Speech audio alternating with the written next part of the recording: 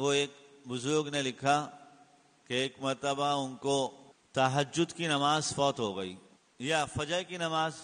قضا ہو گئی، تو سارا دن اتنا استغفار کیا، اتنی توبہ کی، مسلسل یہی،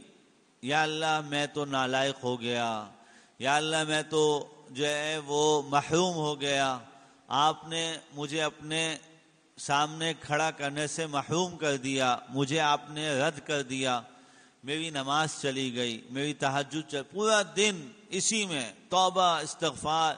جیسے ذرا سا یاد آئے فوراً استغفار استغفار، اتنی کثرت سے کیا استغفار کہ اگلے دن جب سوئے تو صبح صبح ان کو فجر کے لیے کسی نے اٹھایا کہ بھائی اٹھ جاؤ، کیا بات ہے بھائی، آپ فجر کا وقت ہو گیا۔ بھائی فجر کا وقت ہو گیا، آپ کون ہیں؟ کہنے لگا میں شیطان ہوں۔ اس نے کہا شیطان تو فجر میں سلاتا ہے، تو مجھے اٹھانے کے لیے کیسے آ گیا؟ اس نے کہا بھائی تو نے جو کل کی فجر کے اوپر توبہ استغفار کی ہے، اس پر تجھے کتنی فجروں کا ثواب اللہ نے عطا کر دیا۔ جب میں نے یہ دیکھا تو میں نے کہا تو فجر ہی پڑھ تو یہی بہتر ہے، تو فجر ہی پڑھتا رہے تو یہی کافی ہے، میں تیری فجر چھڑواؤں، تو وہاں توبہ استغفار اتنی زیادہ کر لے تو اللہ تعالیٰ ادھر تجھے کئی فجر، تجھے پڑھے بغیر کئی فجروں کا اجر مل جائے،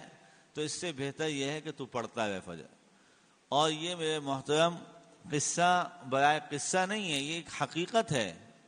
ایک حقیقت ہے۔ دشمن جو ہوتا ہے وہ اپنے جو اس کا ٹارگیٹ ہوتا ہے، جس سے وہ دشمنی کرتا ہے، تو اس سے اس کو محروم کرنا چاہتا ہے، اس سے اس کو دور رکھنا چاہتا ہے۔ کوئی دنیا میں دشمن ہے، کسی کی نوکری کا دشمن بن گیا،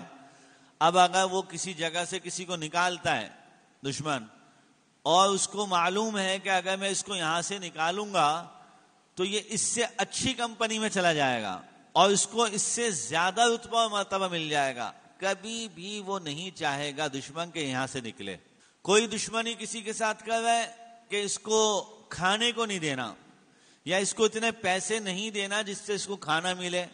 لیکن اس کو معلوم ہے کہ اس کو اگر میں نہیں دوں گا یہ تو کوئی نہ کوئی اس کو بہت عمدہ قسم کا کھانا کھلا دے گا، کبھی بھی وہ نہیں روکے گا۔ وہ چاہے گا کہ یہ کسی ٹھیے پہ بیٹھ کے کھائے پیے، اس کا پیٹ اتنا بھر دوں کہ یہ کسی اور کے اچھے کھانے پہ جائے نہ۔ یہ دشمنی کا تو مطلب ہی یہی ہے۔